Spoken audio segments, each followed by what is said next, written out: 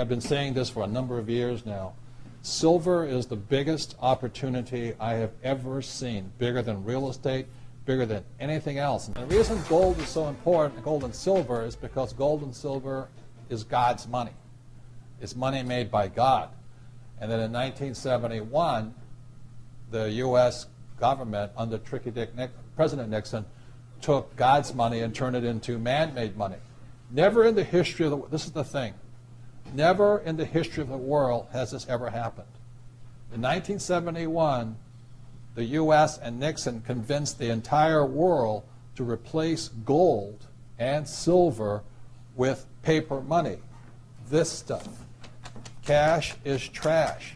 So the reason we have so much volatility in the world today is historically, since the time of the Romans and the Greeks and the French and the English and the Germans, every time they have taken God's money, like silver here, and replaced it with man-made money, there's been economic volatility.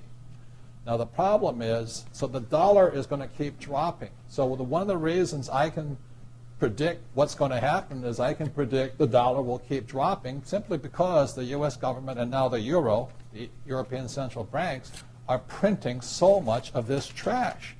So you'll see gold going up in price, oil going up in price, real estate going up in price, because this is trash.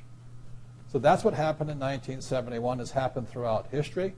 And the reason this current election doesn't make any difference is the only person that can put this back in place is a strong, charismatic leader. People like Julius Caesar, Napoleon. That's why they were such great leaders, was they actually replaced this with this. Unfortunately, we do not have that person among the candidates. I know Ron Paul, philosophically, I agree with him as closely as possible, but unfortunately I don't think Ron Paul has the chutzpah, as my Jewish friends would say, to change this whole thing. So there will be more this printed than ever before, which means the dollar keeps coming down and other things keep going up. And that's really what's going to happen. It's predictable. And eventually this will go to its true worth, zero.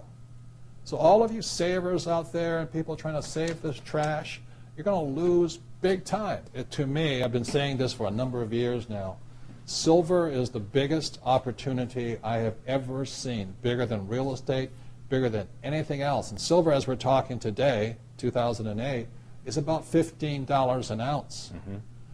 There's less than 10-year supply worth of silver on planet Earth. The difference between gold and silver is gold is hoarded, silver is consumed. Silver is an industrial precious metal. It is used in cell phones, telephones, computers, electric lights, everywhere. The more information age we become, the more we use silver. And what Michael is saying is that stockpile is at all-time lows, and they're not discovering much more. Poland has about 25% of the world's silver, so you can buy real estate silver in Poland. But anyway, so when people say, Mexico too. Yeah, where am I investing? I say, I'm investing in the world. I say, what do you mean by that? It says, I'm investing in a metal that is consumed throughout the world. So I buy a little gold, but I've been buying silver. Kim and I have been buying silver since it was about $4 an ounce. And we stockpile it, we buy ETFs, we buy anything we can in that stuff. And then, it was, what, $7? Then all of a sudden now it's 15, and we're just watching it. It is not crystal ball. It is not about, the stuff on television. It is pure supply, demand, economics, fundamentals. As I said, there's 2 billion people wanting the Western lifestyle. 2 billion people wanting cell phones, computers, electricity, lights, all of this stuff. So I look at it as $15 an ounce. Oh, I think I'll wait.